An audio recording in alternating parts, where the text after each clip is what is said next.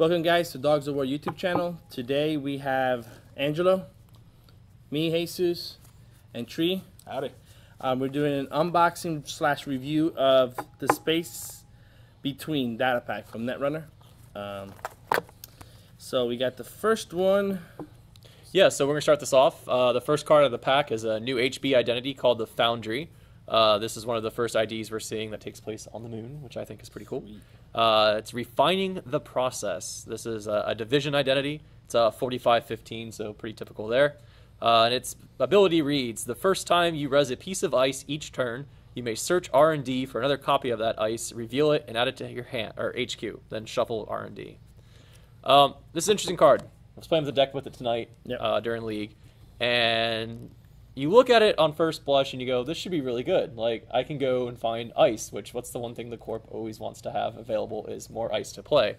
You should never be starved for ice. Yeah, exactly. But, you know, if you get that bad draw or something like that, it could be reasons why you want to go get more. So I've been using it with Next because that whole replicating theme, the more Next ice you get into play, the better they can be. So, but the real power for this card I've actually kind of found from playing tonight was the runner goes and runs on your hand, you res a piece of ice, and now you can go put another card in your hand that if they're going to access, that lowers their chances. So now instead of 1 in 5, they're 1 in 6 to go and find something instead.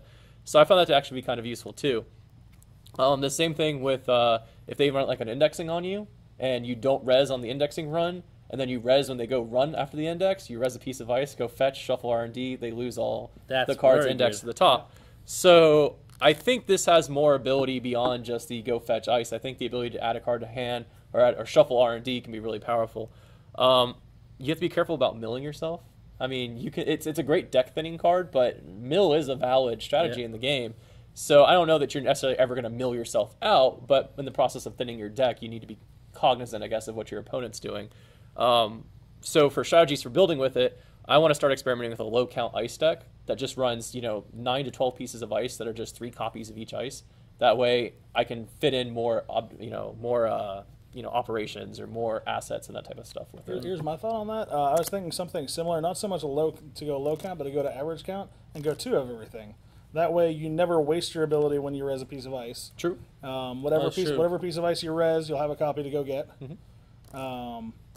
And the other thing I'm really looking forward to with this is Grail Ice, because as people have pointed out, you can kill the runner on first turn if you play a Merlin, have a Merlin in hand, and go fetch one when you res it. You can do 6 net damage to them in turn 1. You could. Oh wow, nice. So the interesting thing about this is you can go search even if you can't find one, because there's nothing in the game that prevents you from going to search your deck and just saying, oh, well, I don't have any more in there. So even if there's a reason why you res a piece of ice that maybe is only a 1 of in the deck, you can still trigger the search and the shuffle, which could be useful. I mean, how many times have you started top decking agendas and wished you had some way of shuffling R&D? I mean, it happens quite a bit. So I like the ability that it has built in. Is it better than Gain a Buck? Maybe they're comparable. They just kind of do different things. I don't think anything will be better than Engineering in the future. Yeah. So it'll be interesting to see how that plays out. I don't think this builds its own deck like Cerebral Imaging did. No. But I think this will be... You'll tweak your ice, but you won't build an entire deck around it. I think it's a meta call. If your meta has a lot of indexing, like Angelo was saying, it's a great anti-indexing card. The only thing is, the negative part, I'll play devil's advocate, is be careful, because you'll be thinning your deck. That means more odds of them getting agendas. Yep. And that's the biggest drawback of it. Here you go, you're making the deck thinner, and they make a Maker's Eyes run. They could easily pull 3 or 4 agendas, Hopefully you're using all of your extra ice to keep your R&D nice and secure. Or so you have to make sure you protect your ice, your R&D. You know what would have been cool with this? If instead of adding it to your hand, it was a 4510 and you installed it. Not res, but installed. Because then it would have been maybe slightly better than Engineering in the future, because it would have got that same buck kind of effect. If it was install paying all the normal costs, maybe, but you don't want to be able to build a 6 ice tower and all of a sudden you get lots. Yeah. But a good card, interesting card. It'll see. It's open space, so you could. It's very good. It gives HP another option to play with, which is important. I agree. Okay, I got an Enhanced Login Protocol. It's a 2-cost operation. It's the first current of the pack. This card is not trash until another current is played or an agenda is stolen. As an additional cost to make the first run, Additional cards to make the first one. Not made through a card's ability. On his or her turn, the runner must spend 1 credit. So good. I just finished playing against Angelo, and he had this stuff, this current on, and it was annoying. So good. It's so good. You know, making especially early, because when you want to try to face check those servers, and you're wanting the corp to res it, playing 2 clicks for a run is rough, you know. And also, don't do the mistake I did. I thought that if the corp scored it, it went away. No, it's when the runner steals an agenda. So you can still play this and fast advance and not go away. I like the current theme. Mechanic. There you go. That's the word I was looking for. I think it's a nice addition to the game. And it fits in NBN. Most of their ice are clickable, so now you're losing a click just to make the run. So now it makes Janice more deadlier. So now I can't click at least 3 subroutines out of it. Now I can only click 2. And now it takes them an entire turn to get through Eli because they've spent 2 clicks to get in. Makes Eli better. It's a great card. It even makes trashing assets better because, as you saw, you had to spend 2 clicks and 3 credits to trash my Jackson. Like, that's rough, you know. Yeah. Basically, my Jackson Howard cost you 5 credits to get rid of. Yeah. Like, that's amazing. Like, I can't tell you how great this card is. And it's only 2 influence, so it's completely playable in other factions. I think as the games progress, we're starting to see the Corp especially doesn't necessarily always have to use all of their influence anymore unless you're doing something like a Scorch build or something like that. So now you have even more options, which is I'm just going to make the runner spend extra clicks every turn, and that's just awesome, you know. I think this is probably the strongest current out of all of them. I agree. Which is why it's 2. If you look at a lot of the other currents that might be considered less powerful, they're only 1 or 0. So yeah, because this will have an impact every turn, and if the runner's not running and it's not impacting them, just keep scoring agendas. I mean, turn 1, this is fantastic. I know. Like, go ahead, spend your entire turn face checking my ice. I'm fine with that. And just make sure, another mistake I did, it's only your first run. Yep.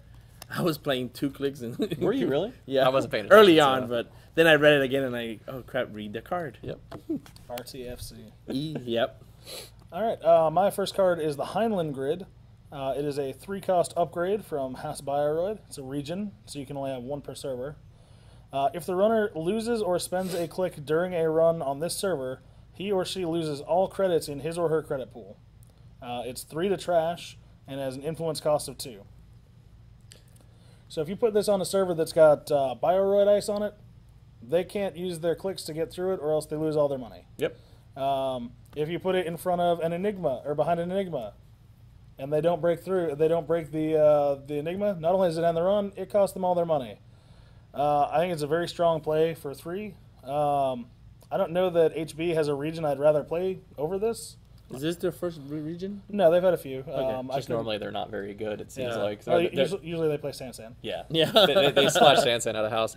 The cool thing I like about this is if you can get the ability to fire, it doesn't get trashed. Unless you have some way of gaining like trashing credits through other effects. So it's like, this is really cool. It's, okay, so you lost your click. I'm going to take all your credits, then now you can even trash the thing that did it to you. And a lot of people that could break Eli, not Eli, the one that makes you lose a click. Oh, Enigma. They usually run last click, and they click the end of run, and they lose a click, and this will still trigger. Yeah, so this forces them to break that subroutine. And the timing window is you need to res this before they encounter the ice. That is correct. Yeah. So be in the same window where you res the ice, you'll probably want to res this as well. Okay. Oh, so you could res the ice and then res this. Yep. Yeah, it's all in the same. Yeah. It's all in the same timing window before the runner encounters. Yeah. This has to be res before he loses the click or spends the click to break the subroutine. Mm-hmm. So. Makes you wonder if we're going to start seeing other cards coming down, like maybe upgrades or something like that, where the runner has to spend an additional click to like access the remote or something like that. So, you know, that could be another use for this because it's still spent during the run. So now it's like, oh, okay, well now if you want to access, you're going to have to lose all of synergy with the other card. No, because that fires before the run is made. Yep. So it's 2 to make the run, not spent during the run. But if we eventually saw something that was like, you know, before you access this server, the remote, you have to spend a click to do it, then you could use something like this. Now it's going to cost you a click and all your credits. I wonder if this will make that ice and loses 3 click time. Oh, Sherlock? Yeah. Not Sherlock, the other one. The one that has lose a click, lose a click, lose a That's click. Sherlock. You sure it's Sherlock? I thought it was like time lapse or something. No, it's Sherlock. it's Sherlock. Yeah, Sherlock. Okay. nobody plays him, but I mean that could be a use. I tried to make it work, and it's just Impossible. Yeah, I mean you'll build a deck around it if you're going to play it. I don't know that I would build a deck around it, but I think I would definitely put it into a deck running. If your deck is running a good chunk of Bioroid Ice and you're not usually totally broke, I think it's worth putting I in. wonder if you could play with that ID, the with the +1 12 Bioroids. You're better off getting $1 when you install it. Than having +1 strength Bioroids. All right, so that takes care of all the Haas Bioroid stuff. So now we're going to move into Jinteki. So the first Jinteki card in the pack is an agenda. It's a 1/3, so going back to that same concept of giving Jinteki 1-point agendas, which they seem to love. Are they the faction that has the most? I think so. Oh, yeah. I think they have the most 1-pointers. So this is a security agenda. So I always wonder if we're ever going to get actually cards that interact with agenda types. That would be really cool. Every time I see a keyword, I'm going to get giggly. Say, oh, what they're going to be doing with that keyword. All Code Gate Ice have +1 strength. And when you score Encrypted Portals, you gain 1 credit for each Res Code Gate. So of course this is fantastic. Jinteki has more Code Gates than any other faction out there. And they probably played the most of them too. And then giving them +1 strength. I went and looked through a lot of the Jinteki Code Gates the other day. And a lot of them are at that magic level where Yogg can still slide through them without anything. Scoring this puts them out of that range without things like Data Suck or anything like that. So I like the idea of if you're going to run a lot of those code gates, and since Yogg is still so popular in the meta, I feel again like this pack is full of meta answers. I don't feel like there's anything in this pack that's really revolutionary, but it's a lot of, hey, is your meta dominated by X? Let's give you an answer in this pack to deal with it. And I think Encrypted Portals is that. I mean, Jinteki always wants a 1-point agenda to do more net damage with, or whatever the case may be, or Resin Archer off of, or whatever the case may be. But I think this is more than anything. This is are you being wrecked by Yogg? Then play Encrypted Portals. I mean, and get some money for it. Yeah, and get some money too. They have a lot of cheap code gates, so I mean, you could make some credits back off them, and I like it. It's like say 3 for 1, like Angelo said. Pinging the runner. Code gates, it's good. I don't see the second ability being that. If you effective. have 3 code gates, Res, it pays for the advancement Yeah, cost. that's true. Yeah, That's true. And that's one of those things that often comes up is you basically spend out of money getting an agenda score, and all of a sudden you don't have any money to defend your rest of your servers or to do the next one. So now maybe you get some dollars back, and even if you get $1 back, that makes it $1 cheaper, and that's true. All right, moving on. Cerebral Static, 2 cost. Operation current. This card is not trash until another current is played or an agenda stolen. The runner's identity text box is blank. Art is amazing. Yeah, dude, I want to play mat so bad with this art. I think that's supposed to be Chaos, right? I don't know. I don't think that's supposed to be a specific person. Because she's got the little net shield filter on her head, and she looks like an android, which is... She's too big. Do you mean Kit? Kit, yeah. Kit, oh, okay. That could be Kit. And it does have a huge impact on Kit. Yes. Oh, it's true. That may be her. I think it's... I don't see it being played, because there's several runners that, if you blank the text like Andromeda, they just don't care. You already used it. But there is, like, Kit, that if you do blank her text, and because most of the people that play her build the deck around her, is rough. Same thing with, like, Noise. If I build a deck around milling you, you blank my text, that's going to hurt. So it's a card that's penalizing people who build their decks around their runner. Yeah, I mean, I think Ian Sterling hates to see this on the board. At that point, because if you're not getting credits off his ability, then it's going to force them into a different playstyle at that point. Exile would be another one. I think it just it's good Reina counter. I mean, again, I feel like it's a meta call, right? Yeah. If you're facing a lot of runners that are being played that have these ridiculous runner abilities, like Reina, for example, or Wizard, especially with the current meta. I think I'd rather just take 2 turns of Reina's ability, or than. I don't know. Basically, you've got to make it through a bunch of turns without scoring an agenda. And I personally, I don't like it very much. But I like my decks. I tend to build a deck that does what it does and doesn't really worry about what my opponent is playing or doing. I don't really care if it's Gabe, Andromeda, or Silhouette. I'm still going to try to fast advance. I'm still going to try to tag and bag. Yeah. And if it means you screw up their game a little bit, maybe you put them a little on tilt. But I don't see a lot of people taking a huge. But it's funny. Step back from this card. But it's funny how like in Game of Thrones, blanking text is so powerful. It is. And here's our first instance of it, and it's well, it's also in what cards you blank. If you blank Yeah. a house card in Game of Thrones, no one cares. I know. So where I see this being maybe revisited is just kind of going in a little spoilers mode from the new box that we saw spoiled from Gen Con this weekend. The new Anarch ID is once per turn he can completely bypass a barrier in play because he's a big construction guy with a giant hammer. I couldn't read the text on the. His text is once per turn when you encounter a barrier, bypass that piece of ice. So you bypass all subroutines. So I could see maybe wanting to blank him because I mean that's a really powerful, hugely economic benefit effect. I'd rather have a better current or a different piece. Just have an extra piece of ice. Yeah. Tree doesn't like it. Well, why would I play that current when I could play targeted marketing? This is a zero-cost operation current. This is the MBN currents. It says this card is not trashed until another current is played or an agenda is stolen, just like every other current. It says name a card. Gain 10 credits whenever the runner plays or installs a copy of that card. I want $10 when the runner plays a card. Don't you guys want $10 when the runner plays a card? Except the runner's never going to play the card. I mean, it's a tempo play is what it is. So turn 1 against Nasir, I play this and name Personal Workshop. Yep. I'm okay if he never plays his Personal Workshop during our games. I totally agree. I play this down and I name Account Siphon. Yep. It's great. I think it's one of those things that's very adaptable. I don't think it's an answer for Account Siphon.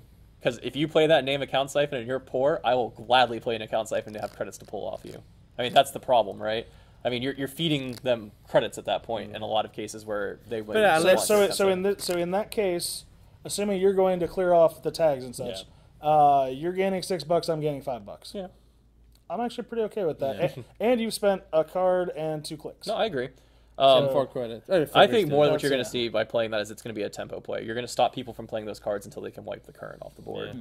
Because I mean, I'll personally probably never drop a card that's going to give you $10 unless it just doesn't care at that point in the game.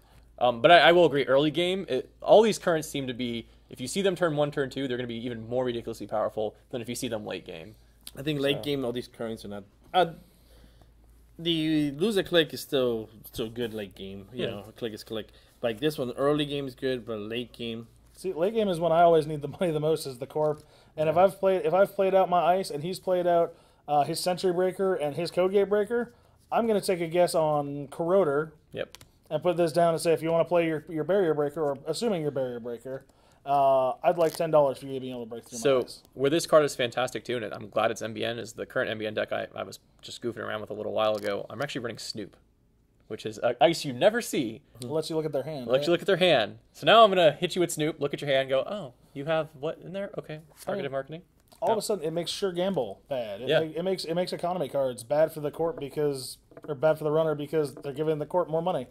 Yeah. And that brings up brings up a good point. I don't think you can play the game going forward without running currents, or you very much risk having to be at the mercy of either being able to score, which you mean how many games have you played where you can't score for 6, 7, 8 turns because there's just no agendas to get. You know, they're all stacked in the bottom of the deck, and without splashing your own currents now on either side, now you're at the mercy of whatever currents in play. And are you going to waste 8, 9, 10 turns with this in play? You're never going to want to. I mean.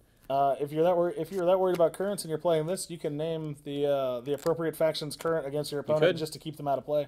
Oh wow, good point. Though I don't think any of the runner ones would be better than this, where you wouldn't name something they're more likely to play. Yeah, I mean, Jesus kind of touched on that earlier. The interview, if anybody watched it, that Team Cov did with Lucas Lipsinger over at Gen Con, he specifically said he balanced the currents to be more powerful for the corp than the runner right now. That's not to say they won't change in the future, but no, he did say that in the next cycle the runners are going to get the.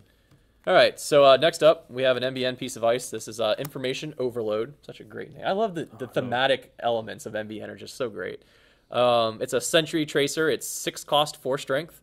Not bad. When the runner encounters Information Overload, you trace 1. If successful, give the runner a tag.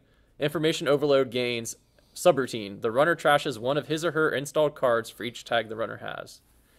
I'm on the edge about this card, in all honesty. The trace 1, I don't like. MBN, I mean, yeah, if anybody actually can boost traces, MBN can. So if you're making news, it's a trace 3. Yeah. But trace 1 is kind of low. I mean, for a lot of MBN traces, most of the time they're significantly higher. They're 2s, 3s, 4s.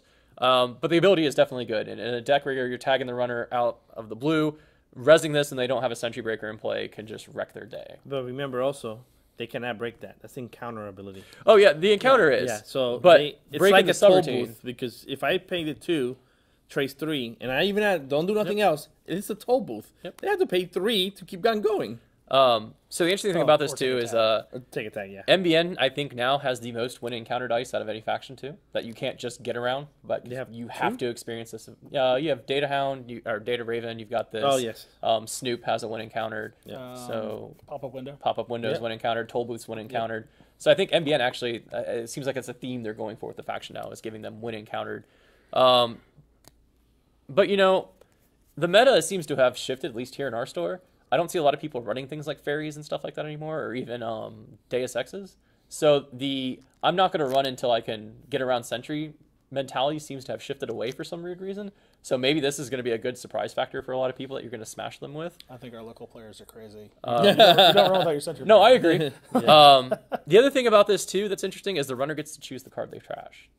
So it's any card that's installed. Oh, yeah. So they could choose to actually trash their current if they really wanted to. I mean, they could trash a piece of hardware they don't care about. I mean, they get to choose, but Everything but their ID.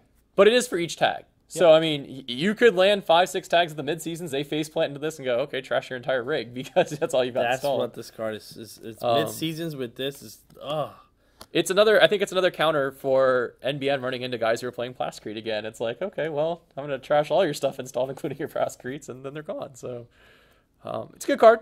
It's expensive, but it's not out of the ordinary expensive. Most of the winning counter dice are 6 credits, it seems like, so I'm okay. It's 2 influence, so it's not that bad to splash. Here's the question: Does it actually make it into your tag and bag deck, or do you want your ice that does? No, it's not going to go into my tag and bag, but it may, only from the standpoint that with the way I play tag and bag, I don't really want in the run ice. I want you to be taxed by my ice and then steal an agenda so I can mid-seasons you.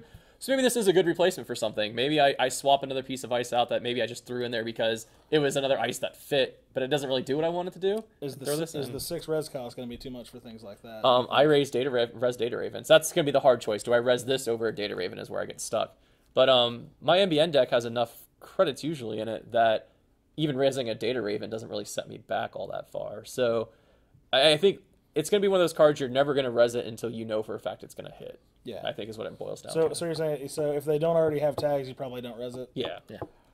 Because the one tag, you're getting one trash, who cares? I think my biggest problem here is I'd be in the same boat where I wouldn't really want to res this unless I'm going to hit at least 2 or more installed cards, because usually they have 1 or 2 cards they don't care about, and after that you start hitting quality cards. By the time you've got 10, the 10 tags on it that makes this ridiculous, you're probably already winning the game either through psychographics or through burn. The other interesting thing too is, I mean, Jesus maybe hit this on the head too. You could run this as just a cheaper version of Toll Booth in some sense, right? Yeah. Because every time they hit it, they're going to have to deal with that trace, and if they're not a runner that has 1 link, which we've got maybe a 50-50 spread now of 1 link runners, maybe 60-40ish. I mean, it costs you $2-3 to get through to beat the trace, so. I mean, if you get it 2 or 3 turns off it, it's paid for itself at that point and credits out of the runner's pool. So that's the cheapest way to break this. Not have any tags. No, but if you want to break the subroutine, the most efficient. Well, FEM is the most efficient way. No, actually, you data sucker it down by 1 and mimic through it for 1, or for that. 0. Actually, the real trick is not to have tags. Yeah. Like if you don't it's hard to say on that because it's all completely dependent on how many tags you have. If you have no tags, it doesn't do anything. Assuming you can beat a trace 1. Yeah. If you have 10 tags, this is going to destroy your rig. Yeah. Unless you imagine they go Data Raven in front of this. Yeah. And they're willing to pass. I'll take the tag. Yep. Because I'm gonna get it off at the end. Then they encounter this. They have to pay 3, and then if they don't break it, they're getting 1 card. Yeah. Well, you hand them a tag with the Data Raven counter, so you can trash 2 cards. I mean, the other thing this is too is it's another Data Raven actually. So in my deck, I use Data Raven as a tagging method. Period. Like I maybe don't care about getting the power counter on Data Raven. I just want you to take the tag, and a lot of runners will instantly jack out instead because Data Raven gives them the option of ending the run. Well, it doesn't give them the option. So maybe this isn't a more effective way of landing that 1 tag on their last run that I need to get landed. I don't really care about the subroutine firing. I just care about getting you with the tag. So well, it's something worth trying. Yeah. All right, that was you, me. Yep. Okay. Paywall implementation, 0 cost operation, current. I didn't even notice it's a transaction, so they'll get a credit for it. Yep. Wow. Core Wayland loves it. This card is not trashed until another current is played or an agenda is stolen. Gain 1 credit whenever the runner makes a successful run. I don't like it. I play this in my Wayland deck to get rid of other cards. Yeah. That's about it. I don't think you make it as an economy. It gives you a credit to be played. Yeah. And then at least you get 2 out of it. So for a click in that core Wayland, you're getting 2 credits because you play it, gain a credit, and even if they do a successful run to get the agenda to steal it, you got another credit. So for 1 card, you're getting 2 credits out of it. Yeah. It's not bad with the potential of more. That makes it half a beanstalk. Yeah, I mean, that works. Yeah. I mean, I've never liked effects in any card game that requires me to lose to get something good.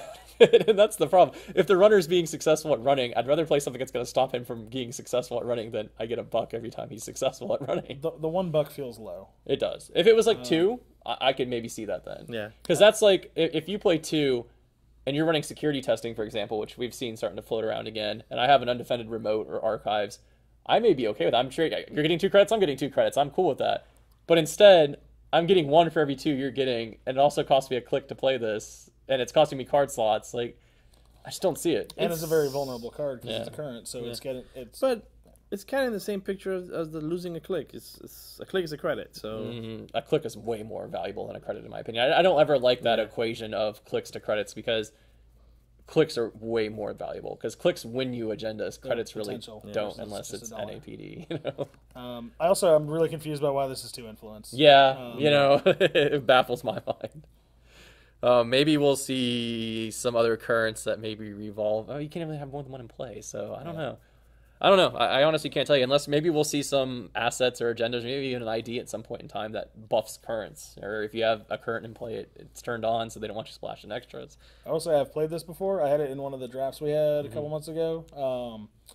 I had 2 in my deck because I thought it might be an interesting thing. I used it to kill currents. That's all I did. I mean, it's not going to even make the runner think twice about just doing like data sucker runs on archives. Like, who cares? I'm giving him a buck and I'm getting a token. The token's more beneficial than the buck that you're getting as the corp 9 times out of 10. So it's because this is the same boat as pop-up windows. That's the same Actually, thing. I would disagree. I think the buck is better than the data sucker Really? token. Yeah, you can do more with the buck than you can with the data sucker token. But a lot of decks need that data sucker token. Is the problem. So that's where I kind of balance it out. Is like if they're running archives that get data sucker tokens because they need them. A lot of decks need a data sucker token. All decks need dollars. This is true. And speaking of dollars, apparently I get the segue cards. This is Sealed Vault, aka the submarine. This is a 0-cost asset facility for Wayland Corporation, and it has 2 different things you can do with it. You can spend a buck. Note there's no click or anything associated with this. You can do this at any time you have a player action window. To move any number of credits from your credit pool to Sealed Vault. And the other thing it does is you can spend a click or trash it. Note that's an or, so you can do one or the other. To move any number of credits from your Sealed Vault to your credit pool. It has a very reasonable influence cost of 1, and has the very unreasonable trash cost of 8. So this is, I believe, here to give the corp an answer to Account Siphon. Is that the card we're killing with this? This is the Jackson Howard for Account Siphon, essentially. So Jackson Howard was printed to get around the noise mill and stuff like that. This was printed to get around Account Siphon. They've made it very reasonable to play it in other decks, just like with Jackson at the 1 influence. The fact that you can so you can trigger this if your opponent declares an Account Siphon. I don't actually work. And they make a run on you.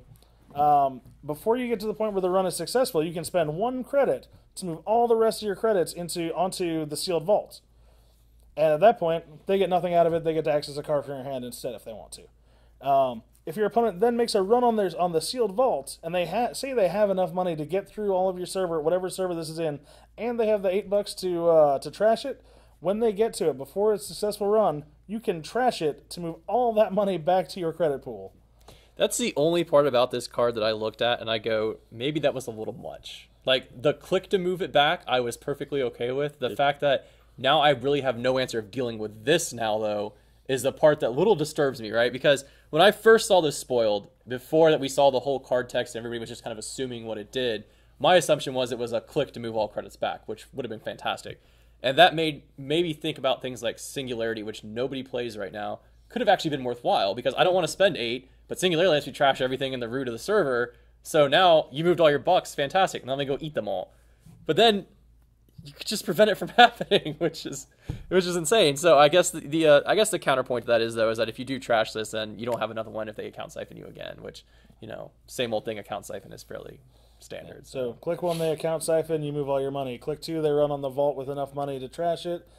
Clicks 3, or they account siphon you again, or click 3 and 4, they same old thing, they're account siphon. So they can still get it. You're going to make them work for it. And I'm okay with that. I think account siphon is definitely, it's had its day in the sun, and I think it will continue to stay in the sun a long time. But now the corp at least has an answer to it other than make sure to have ice on your HQ. Well, the interesting thing about this card, and again, going back to Lucas's interview that we just recently watched, he said, and this was specific from him, they asked him about a restricted list and if we were ever going to see one. And he said, if at any point in time I decide there's going to be a restricted list, it'll be from this tournament here at Gen Con this weekend. Because he was actually paying attention, because he thinks there are some cards in the game that are horribly unbalanced right now as they exist. But he specifically said his goal was to print answer cards instead and not having to visit a restricted list if he can get around it. And this is the answer. And we've seen that twice now. But here's the issue that I start running into. Jackson's already become almost an auto-include in every single Corp deck, right? So you're already giving up 3 influence and 3 slots in most Corp decks to run 3 copies of Jackson. Now do you start running 3 copies of Sealed Vault too? The difference is, and I'll interact, Jackson is running, his second ability is is a bonus. That it is. Click Draw 2 is the main reason people run it. And the second reason also is to, if you're agenda flood, you can always put it. But the majority is this. This only has one goal and one goal it. I disagree. I don't think it just cancels account siphon. We've already seen cards coming up that are going to cause the corp to lose money. Yep. So instead, you can keep your money in here, and on your turn, you can spend one of your clicks to get all your money back out and do your stuff with it. And when they try to do something again, you can spend a buck and put all your money back in. I like that it's not free to put money in and it's not free to take money out. There's a cost. Yeah. There needs to be a cost associated with doing those things. Yeah, you're paying the bank fee. It's the banking fee. Pretty much. So yeah, I mean, it's good. I think the biggest thing with this though is going to be the opportunity cost, because if you want to reliably draw it, you're running 3 of them, which means you're spending 3 influence, unless you're whaling, in which case just you play it. And I think we might see a card for Runnerkin that will trash an acid without paying its cost. We already have it, Singularity. But it won't matter because you have to make a run. But it won't matter because at any point in time you can trash this before they actually. If it is a single card that just says trash target, there's no opportunity. There's no opportunity. No, I agree there. But so, I think that's a really steep slope. I don't think you'll see a card. No, if this gets abused, that's what I'm saying. If this gains to see a lot, and they may think it's a card to be. So here's what I think the best thing that could happen with this was, and that we saw this happen with Jackson Howard. So this is out. So the meta shifts, right? People stop playing account siphon. People stop using account siphon recursion. Maybe only put 2 in your deck now or whatever. Or maybe it's only in criminal. Yeah, maybe only criminal runs it anymore. We go through the next 3 or 4 months, nobody's playing account siphon anymore because everybody's playing Sealed Vault. So then what ends up happening? Everybody stops playing Sealed Vault, and then you can show up to a tournament playing account siphon. It's like, what the hell happened? Like nobody was. And the difference here, this is not so overboard as Jackson Howard was. So I mean, it's not going to enable any broken combos, which we've seen Jackson do. If this also had a thing that said like spend 2 clicks, gain 3 credits, something like that, it would be great. That's kind of what I feel like Jackson Howard has. He's got an answer and he's got draw card, really good card. Jackson, it's good against noise, but he's good by himself. Yeah. If you're not playing noise, I'm still a good card. This, if you're not playing account siphon, I don't say it's a dead card, but it's not as good. I mean, it counters things like Vamp too. I mean, Vamp's a thing, and anything that ever gets printed in the future. I mean, it's an answer card for future things, too, because now it leaves the designer space to put more cards in now that affect the corpse credit pool, because there is an answer card out there if you don't want to be hit by them. You run this instead. So a year from now, we could see some ridiculous card that's a reversed closed accounts, If the runner has bad pub, or if the corp has bad pub, they lose all their credits, and... The best thing the best comparison I have to this feels closer to Cyberdex Trials than it does to Jackson Howard. That's it's just that the one card it really slows down and stops is just so big in the meta right now. I think in 3 to 6 months when people start playing it, you'll see account siphon go back down to its normal levels. Sticking mainly to criminals because it is expensive to run in non-criminal decks. And I think you'll see these start to come out of decks, and like you said, then you start play your Chaos Theory account siphon deck and watch people go crazy over you. Yep. And like I said, it's good to have answers for meta, and again, just saying have the meta shift constantly. Because this beats the hell out of restricting accounts. Yes, I prefer this than the whole restriction list. Because restriction list, it gets too crazy. But again, the fine line is how many of these cards do you print that almost have to be auto-includes to beat those cards before half your deck is now, I have to auto-include all these silver bullets, essentially, just to... Deck making decisions are huge. And also this is good because it stops doesn't stop neck decking. But now I can't go and make a deck and neck deck it completely because I don't know what that designer meta is. Yeah. So he made it put 3 of this because, they do a count siphon. And your meta, it doesn't do nothing. Then yeah, if your meta is all noise and the person you've gotten the deck list from is running against all criminals, exactly. Yeah. You're in very different decks. So. All right, so up next we have our neutral cards. So this is Eden Fragment. It's a unique. It's 3 agenda points for 5 advance. It's the source for the agenda type. And its text reads, ignore the install cost of the first piece of ice you install each turn. And this is limit 1 per deck. I will come out and say right now, I love the fragments from a lore standpoint. I don't like them from a gameplay standpoint. I don't like 3/5s as a force of habit. They're just too risky. They're too hard to score for most decks, I think. And this is going to save me, on average, $1 every turn, maybe 2 if I have really deep servers. And then I have to even draw into it. It's 1 per deck, so there's no consistency with it. I don't know how many decks I've played in the last... I think my Cerebral Imaging deck was the only deck I've played that had 3/5s in it, and I hated them. I just had them in there because I needed the points. So, I don't know. I'm not a big fan. I mean, we've seen the other... the other fragments from the draft packs, and even then, I don't know, they're weird cards to me. So, I've played decks that run exclusively the 3-point agendas. It was the Harmony Medtech, because you only need to score 6 points, you only need to score 2 agendas. It makes for a very different deck. I think this is my least favorite of the 3 fragments we've seen, just because the effect seems very minimal. Yeah. It still saves you. It's a passive effect, which saves you money, so that's never really a bad thing. But like you said, the limit 1 per deck makes it inconsistent in your deck. And also, by the time you've scored it, you're more than a third of the way through. Yeah, so how much money are you really going to save? I feel like a priority rec is still better. I mean, if I'm going to score a 5 advanced agenda, I'd rather just flat out res a piece of ice than reduce the next install by 1, It's depending on the deck, because Yeah. if you're running a deck with low cost resing ice, priority rec is not that good. Yeah. But yeah, I agree with both. I hope you're not running low cost strength ice when you're running 3/5s. I mean, what are you talking about? Half of them have a side game on them. that is true. It's hard to compare this because you immediately want to compare it with the side one from a Gentech, either 3/5 that protects itself. But yeah, for a 3/5, I agree. It's not my favorite one. I'm sure there's a reason these exist, but what I thought, and this popped in my head, if these were all 2/4s, and each one of them was limit 1 per deck, but each fragment was a 2/4, and each one had an ability that said, while another fragment is scored, it gains the additional text or it gains some other functionality. I could see that being really cool, because then it encouraged you to score all 3 of them to get this really... You've completed the trifecta it's funny because of fragments. I was thinking about that same thing last time we were talking about. If there were, 2... If you control 2 other fragments, one of them is worth an extra point. Yeah, exactly. something, So if you score all 3 of them, you win the game. So you score 6 instead of 7. You can steal that FFG. It's okay. Yeah, it's fine. Go ahead. It's not copyrighted. We'll play that. All right, moving on. Lag time. 2 costs. Operation current is the first neutral card current. And it has the usual text. This card cannot be trashed until another current is played or an agenda stolen. All ice have +1 strength. I like it. It's good. It's the one I play in my Genteki and Whalen decks. Yeah. If you're going to play more than 2 currents in a deck, then yeah. I mean, if you want to play 3 or 4, because maybe the meta is so heavy with currents on the runner side that you need some extras. I mean, screwing with ice strength is fantastic. Yeah. Yeah. If for no other reason, just watching, especially as you get late, if you're playing Turnout, for example, late in the day, people forget this kind of effect all the time. You need to remember it, which is, on you, but... All the currents are that way, though. Yeah. I mean, you have to remember all of them. But I can definitely see what you're saying. It gets late in the day, you're looking at that server, and you're going, all right, it's going to cost me X credits to get in, and this current's sitting off on the side, and you run, and then you get to that last piece of ice, and you go, wait a second. My math is completely off. My math is completely off. I'm broke. I can't get through here. And I mean, you don't want to play planning that your opponent is going to make math mistakes or do things that are you don't want to assume a bad player. Yeah. But it is something that happens.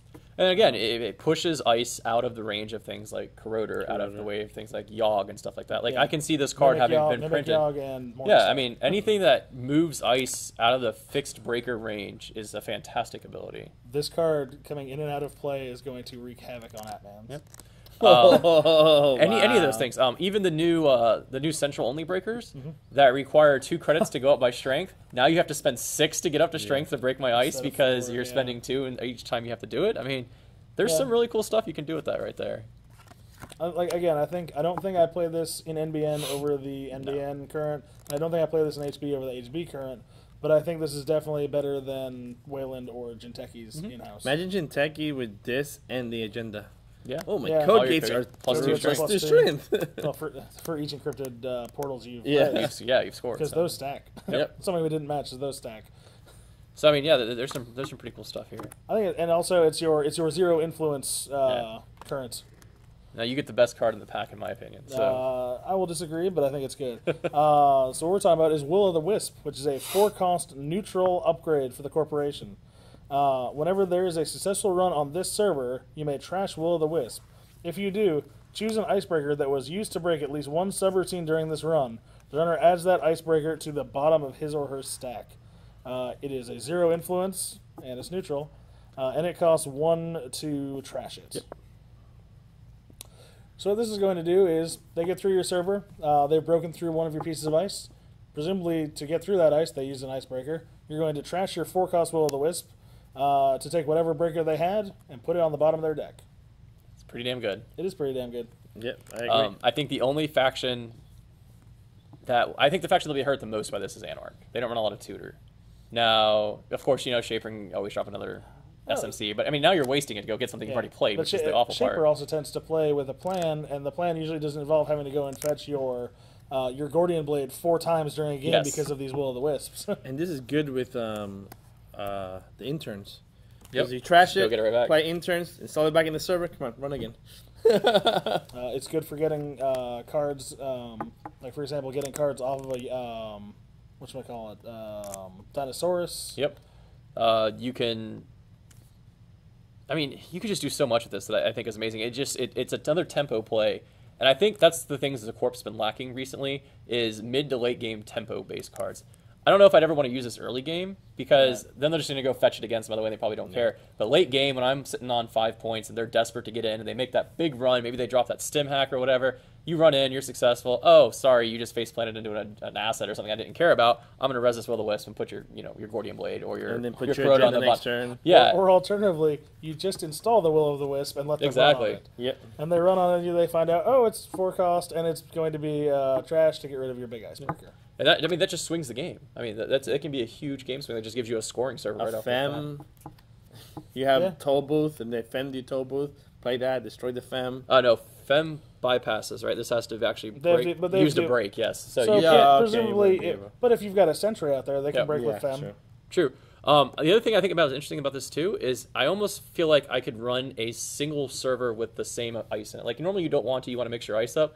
But sure, run my 3-stack server that's all barriers with your Corroder. I'm just going to put it back to the bottom of your deck. Now I know you're not getting in. And now I have a free server that I can do whatever That's I want. what- But you get the same impact out of a single barrier there at that point. Yeah. Because they run past it, they break the subroutines, you get rid of it, now they still can't get in the True. server.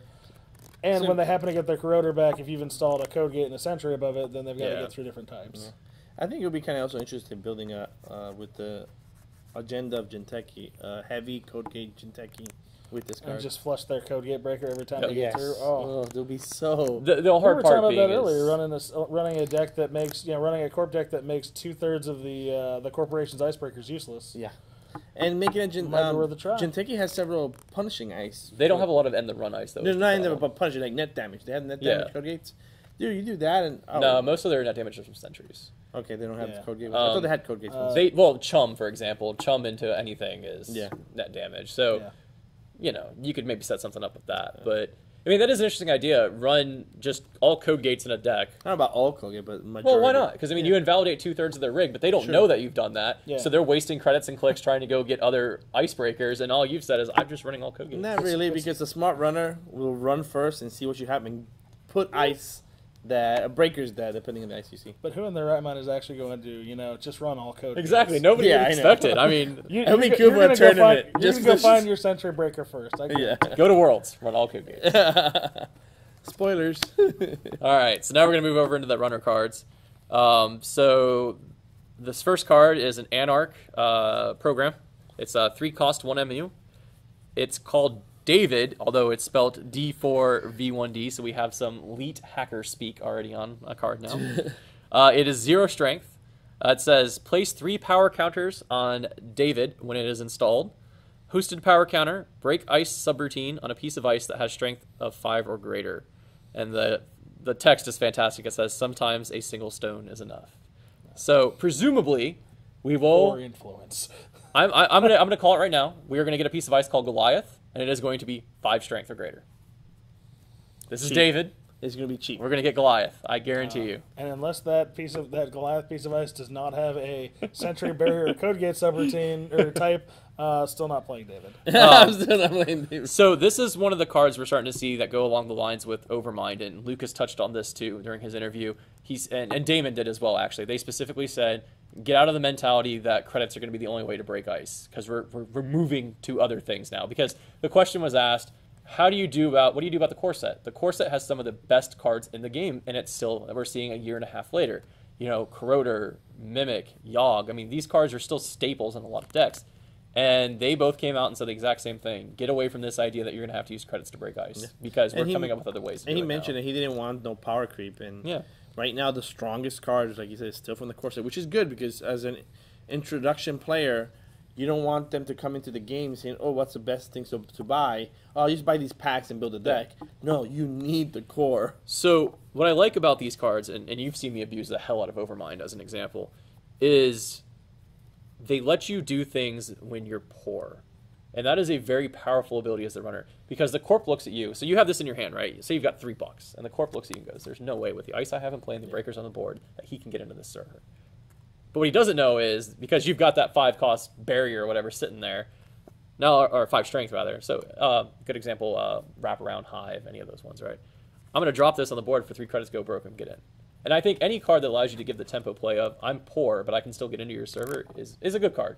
Is it going to see a lot of play? Maybe, maybe not. It depends on how many people start playing more expensive ice. I think with the new card we've seen that's coming out for Wayland in this cycle, where they can spend 4 clicks to res a piece of ice, I mean, this shatters a Wotan in a heartbeat. So, oh, you res that Wotan? I go right through it.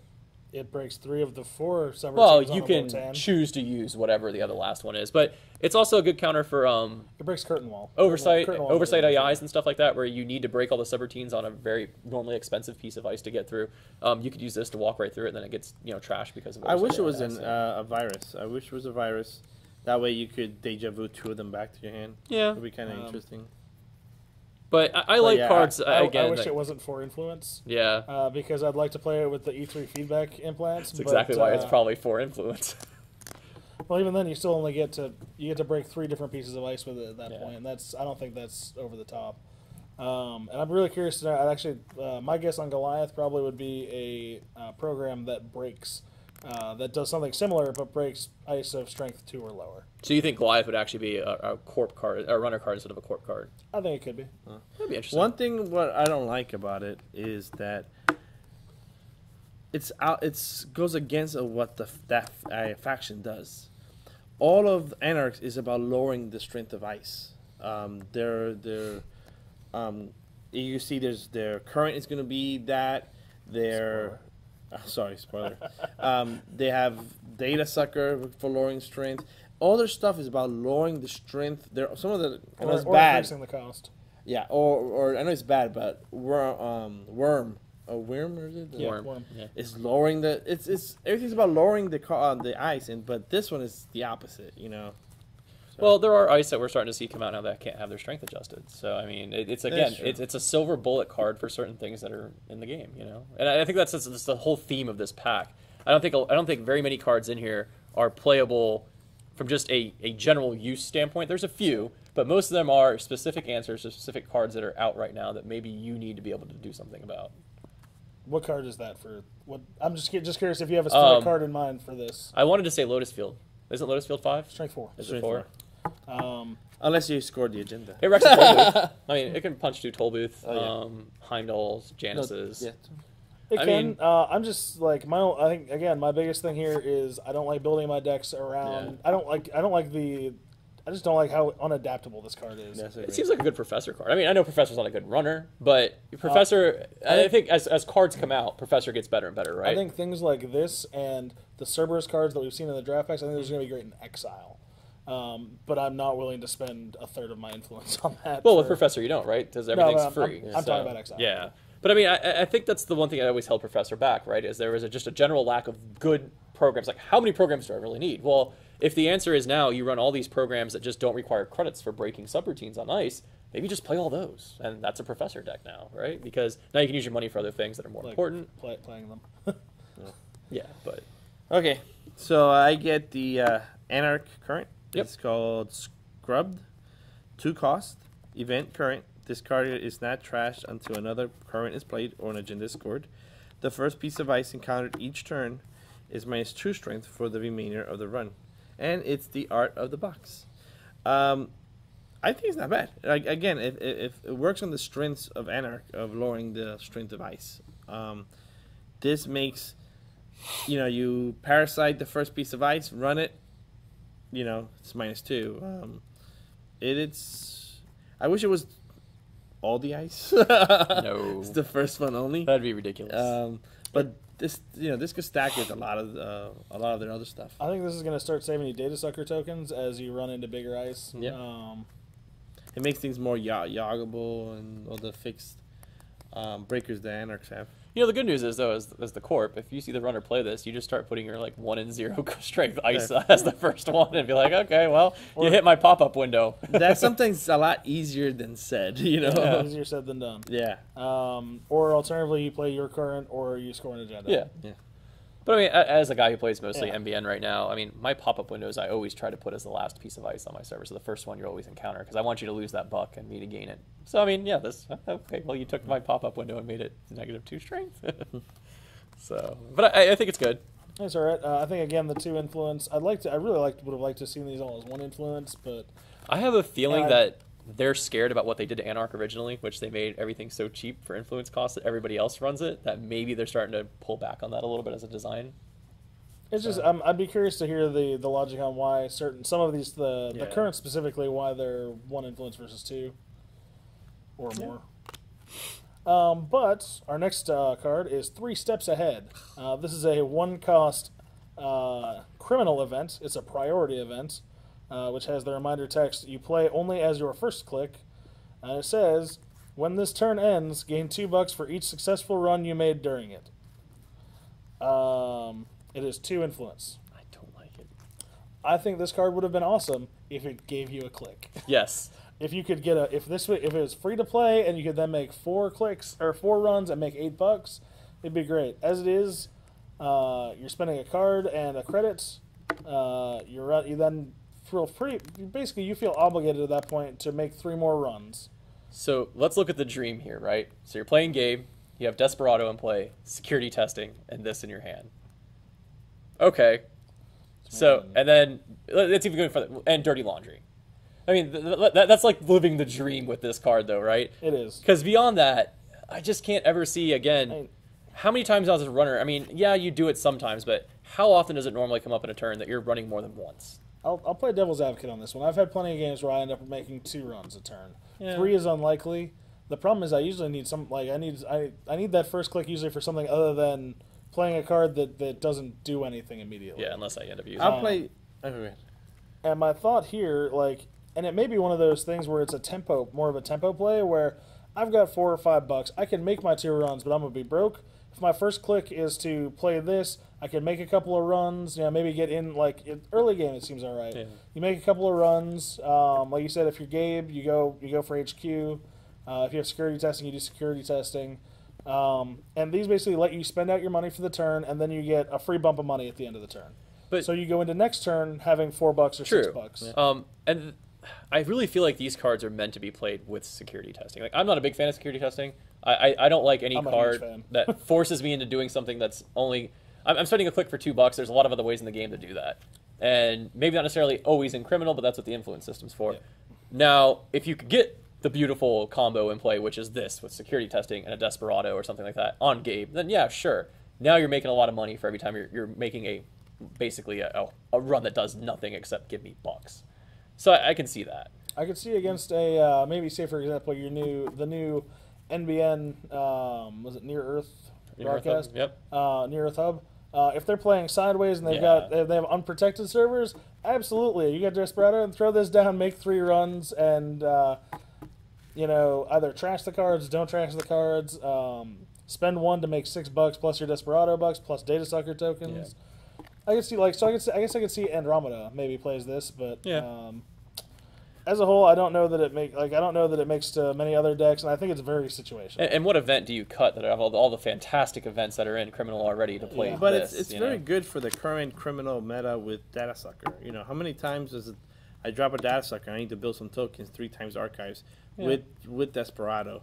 You're spending a click to gain a credit. I could play this, spend my 3 clicks of credits, gain 9 credits, minus the 1, and get 3 Data Sucker tokens.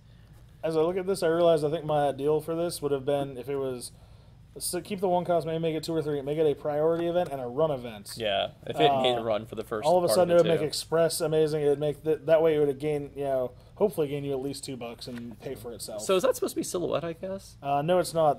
That is. Rumors on the internet are that is Padma, what's her name, that comes out later on in this. Because that is always a cool thing, like how you start to see like most of like the cards that have pictures of runners in them are runners either in the game or we're going to get in the future. Yep. Which brings us to Unscheduled Maintenance, which is interesting because this is Mr. Ian Sterling. It is in fact chilling out, drinking his cup of coffee while he's looking at what looks to be maybe NBN servers, possibly. It looks like he's surfing on logos. Yeah, I think it's maintenance. This is an event for Criminal. It's a 1 cost. It's Unscheduled Maintenance. It's an event and a current. Of course, as the typical current text, it's 2 influence. And it says the corp cannot install more than 1 piece of ice each turn. You get this in play on turn 1, and it's brutal. Most corps, the first couple of turns, what do they want to do? They want to install ice to protect the remotes, especially if you're playing like a fast advance deck. What do they want to do? They want to get a protected remote out as fast as they can so they can score that first Astro script in the first couple of turns. And now you're forcing them to make this tough decision of, now, where do I play my 1 piece of ice? Because that's all you get is that 1 piece of ice. And even worse, it happens. It doesn't happen consistently, but how many games have you played as the corp where your opening hand is a piece of ice and then some economy? So you only get 1 out, and now you have to pick the 1 server you're going to protect, and then the runner plays this, and the next turn you're like, well, damn, even if I draw an ice now, I can only play 1 more, So, again, I think it's a good tempo card. I think if you're going to run a current, and you're playing Criminal, again, I think it's a great one for them to have. It's very thematic, I feel like, for Criminal, too. Like this kind of concept. I don't think it's that brutal, but it's pretty good in that faction because Criminal has Inside Job. Yeah. So now I can't, like he said, put 1 ice, put my agenda behind it, and worry about it, because normally against Criminal, you want to put 2 ice because of the Inside Job. With this in, it'll prevent that. It'll make it a little bit longer. Alternatively, I can see this in like an ice destruction deck out of Anarch, where you are trashing a significant amount of ice off the board, and you are throwing out a lot of the cohesive pieces, which people nowadays, if they're smart players, they'll usually just trash the piece of ice that's hosting it. But now it's a hard decision. Like, do I trash that ice to get rid of that cohesive, knowing that I only can play 1 more ice this turn?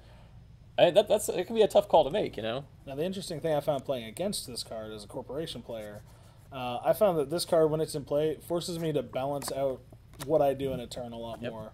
It basically, it felt like I was more, like I was better off economy-wise usually, because I was usually ended up taking a credit or 2 or drawing cards when I would rather be, just like, maybe you're I wouldn't say overreact, but sometimes you tip your hand a little too much. Oh, I've just drawn, I've drawn agendas for the past 2 turns. I've got to load up my HQ with like 3 pieces of ice. This slows you down from doing that. So it forces you to act in a certain way as the corporation that may or may not be beneficial to a corporation player. Okay, cache. It's 1 cost, 1 MU program virus. Place 3 virus counters on cache when it is installed. Hosted virus counter, gain 1 credit. This is amazing card. Not for Criminal, for noise.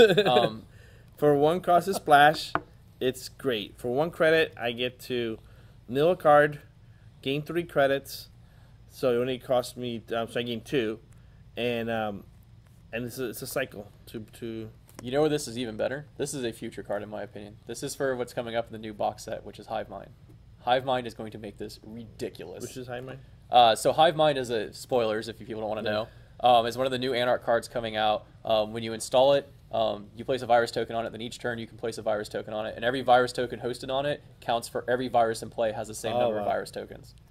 So you could continuously keep this in play as drip economy if you wanted. I don't think that would work for this, just because That'll be infinite. because there's no way, like, you have to spend the counters off of this. So if it counts as having 2 counters on it, but they're not counters you can spend. Otherwise, you'd be able to go infinite with it. Yeah, exactly. Well, which they wouldn't let you do. Yeah, that'll be a weird interaction. I believe Hivemind is hosted virus economies. Hosted means it has to be. I agree, but the way Hivemind works is it's going to be bumping.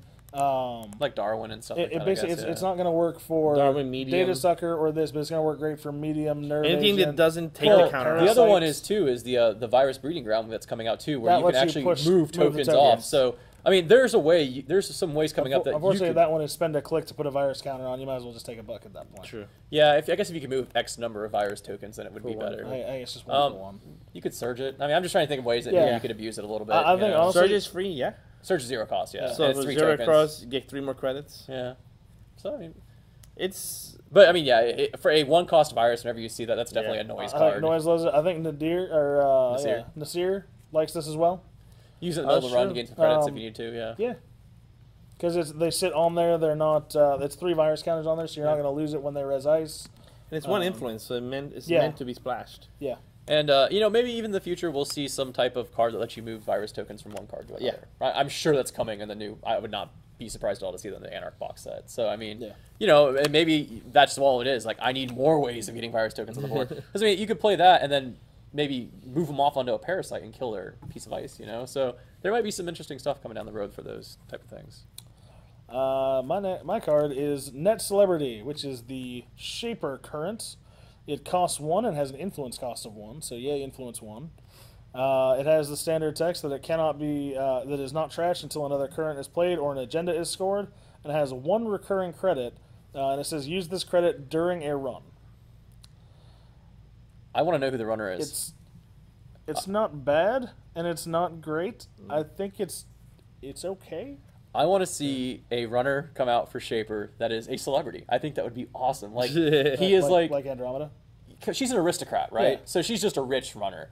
I would actually like to see the Shaper runner who's not scorned by the community for being a hacker, but he's like embraced. He's like, he's this big hotshot of hacking, and he does these big cool things. Like, I think that'd be really cool, and I wonder if maybe we'll see this guy turn into a hacker. As for the card, reoccurring credits are great. I love reoccurring credits. Here's the thing. I looked at this from a Nasir deck, because Nasir is the guy who loves recurring credits more than anything else. This doesn't make the cut. Really? Just because there are so many ways that it goes away, and it goes away easier than some of the ones that require virus counters. But what is your answer in your Nasir deck for dealing with the corpse currents other than scoring agendas? Just scoring agendas. So, I mean, that's the balance you have to weigh in, right? That's true. I like the fact that the recurring credits are not restricted on use. They just have to be used during a run. Yeah. Right. Which means I hit an NAPD and have 3 credits. Now I've got 4. And again, screwing with the math. Like, maybe the corp forgets that it's sitting over there. And they res that piece of ice thinking you can't get in. And then all of a sudden you go, oh, but I have this recurring credit. I can use it.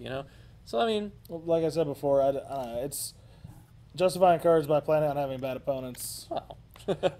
Like I said, it's not horrible. It's not great. I think it's pretty. It's almost the definition of a 3 out of 5 for me type. Yeah. Yeah.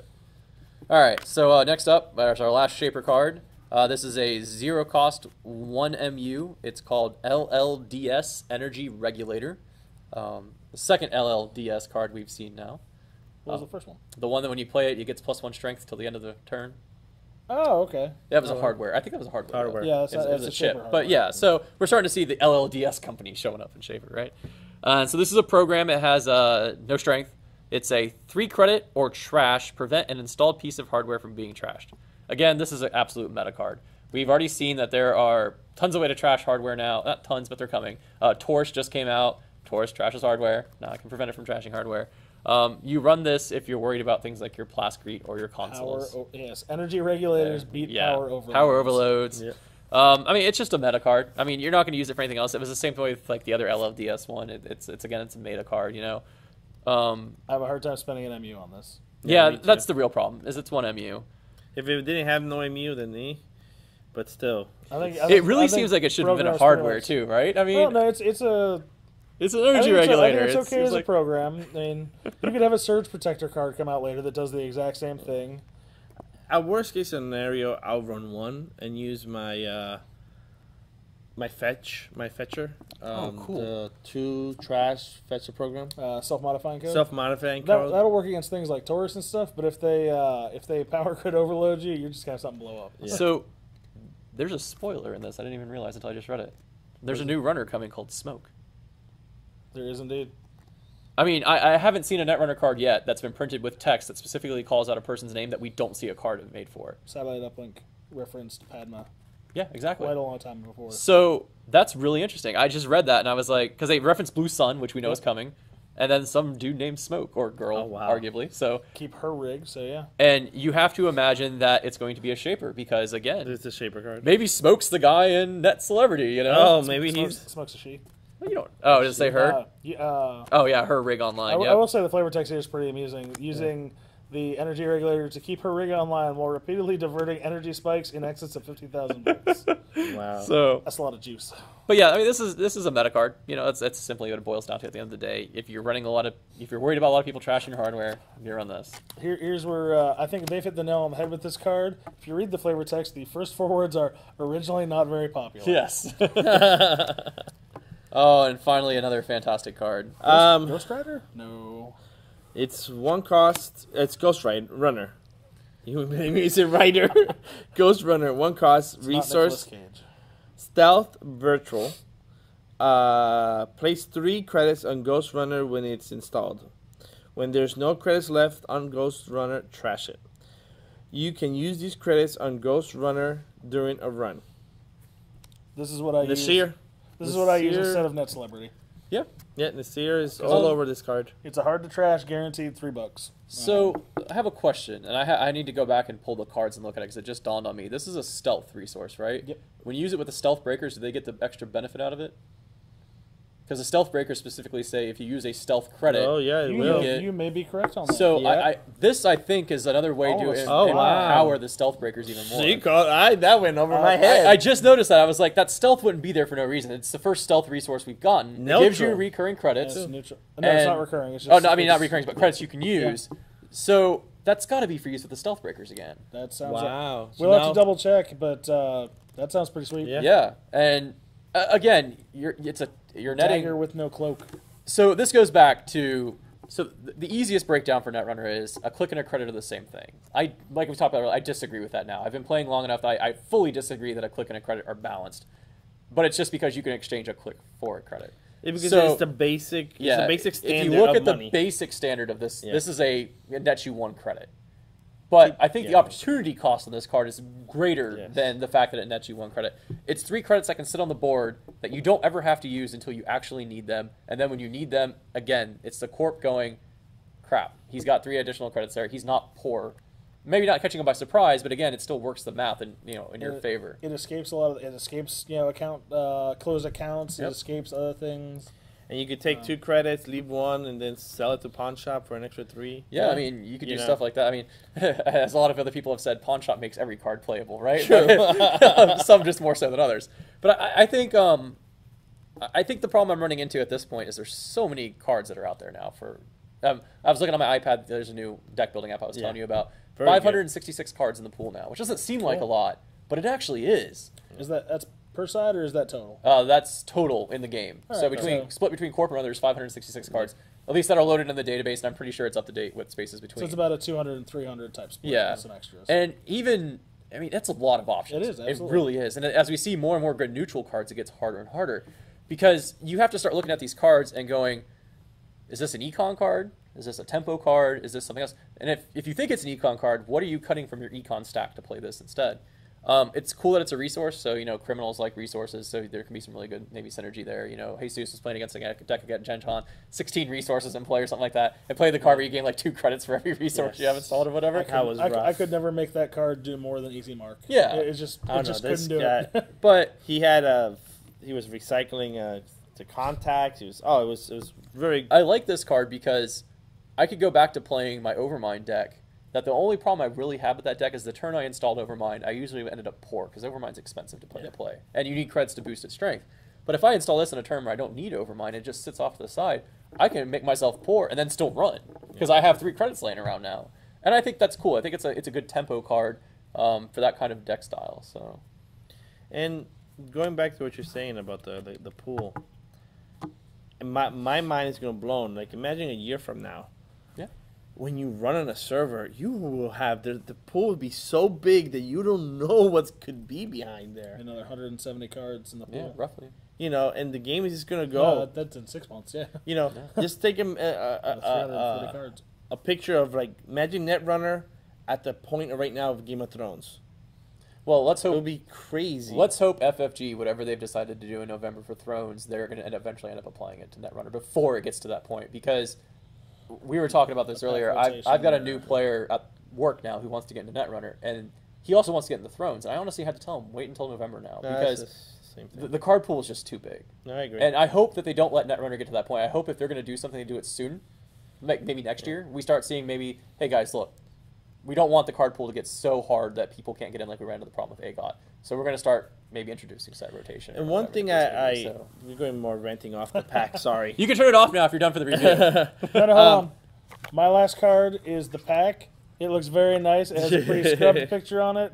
On the back, it has something that we can't really figure out. It looks like a new card, so that's a spoiler right there. Hey, and speaking of which, I was telling the guy at work today about this. He asked me, well, where's the story in Netrunner? I told him the story is actually really good. He goes, well, where is it? It's in the pack. Every insert on the pack, guys. If you're not reading the inserts, you're missing so much great content. If you don't read the lore in the cards, that's fine, but the fluff on the cards is fantastic too. But the story, FFG does an amazing job of including that story in every data pack that comes out. Yeah. And really, read that. I mean, the story of Netrunner is so good. And the novels are good too. I might catch a little hate for this, and I apologize to whoever wrote it, but the fluff on the cards and the story inserts are better than the Tally Peralt book. I've been reading it right now, and it's pretty tough. What I was going to say is, one of the things I was hearing on Gen Con, they were talking about that for Game of Thrones right now, they can build strong cards because they know that if it's too strong, they got a fallback on the restricted list. Yep.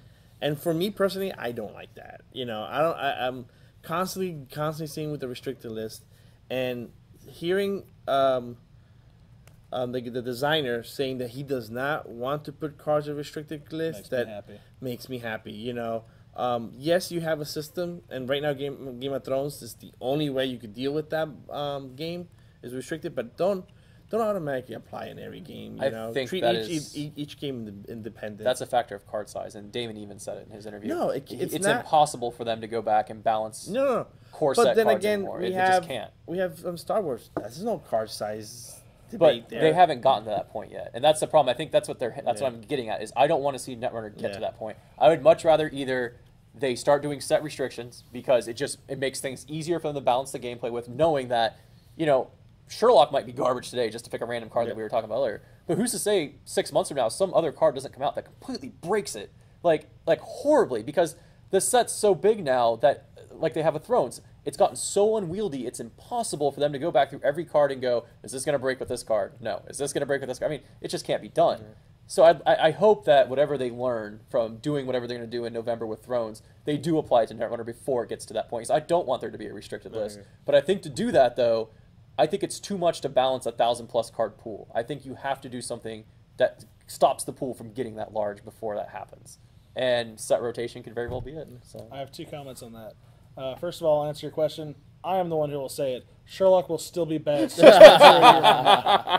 And honestly, I think, and not to knock anyone who's developed games like this because it takes a huge amount of work, I think Lucas and the crew that did Netrunner have done a better job of making the core set strong enough in this game to stand up to all of the cards that come out. Because when we look at Netrunner versus Game of Thrones, I believe Star Wars did this as well. Netrunner or Star Wars versus Game of Thrones, the number of cards that I play that make decks regularly out of a core set is very small for Game of Thrones, and is huge for Netrunner and for Star Wars. Economy cards is what you use. Yeah, the base base level stuff. Yeah, but I mean, like I said, I hate the fact that we end up getting. I mean, this is a good pack. Don't get me wrong, but this is very much a pack that is just answers for cards that currently are out there, with a few other things thrown in. It added the currents. So And currents is maybe, new. but the currents were built as answers to current game state things that needed to be addressed, right? So I don't think so. I think they are the cool new thing for this pack. Yeah. Whereas some of the other cards are answers to, or are part of a bigger cycle, like Encrypted Portals, for example. I'm really hoping. We know that there's a Wayland agenda coming that buffs barriers. Yep. Presumably, there's an HB one coming that either buffs sentries or buffs bioroids. Hopefully, we've got an MBN one that buffs either sentries or tracers. I think traces. It's got to be tracers. Maybe not necessarily tracers, but I would maybe just think straight out trace. Like, well, tracer is a type of ice that all traces have. Are all of them traces? Every single one that has Yeah. a trace has the tracer Okay. subtype. It's like barriers will be. I guess I just never paid attention. So I guess information overload. Okay, guys. Yeah. Sorry on that small little rant we went at the end. What are you talking about? They got way more content than just what was in this pack. So great pack. Yeah, dude, yeah. fantastic pack. Yes. There's some interesting stuff else coming out in this cycle. I think the next pack actually might be Blue Sun too. So if that's the case, then we got some pretty cool stuff coming up in September. Then it's on. Great game, guys. If you don't play Netrunner, it's amazing. Great pack. So, and by the way, coming up on the channel, we're going to do a spoilers review for the things we've already seen from the upcoming Yes. box Order set coming and out. Chaos. So, Order and Chaos, for those of you that didn't see it, is going to be the new box set. It comes out this fall. We don't have a month yet, but there's a fairly safe assumption that sometime between September and December we will see That'll it. be the third one for this year. No, because Creation and Control came out was last year. okay, last never fall. mind. So we got Honor and Profit Profit this this year, year. and then we'll get Order and Chaos. Yeah. I'll say And I'm very sad to see that FFG has broken the tournament kit equals the next. Oh, yeah. I think they had to. I think MBN's in a well-off place right now where I think so, too. giving them more ridiculous tools would have been crazy. They don't need 3 new identities. They've got. So the one anyways, they needed. stay tuned to the channel. We're going to have a kind of a spoilers of all the cards we already know about that's coming out and our kind of our first pass idea about maybe what's coming and what we think about them. Cool. So it'll be posted up a little bit later. Thank you, guys. See you later. Have a good one.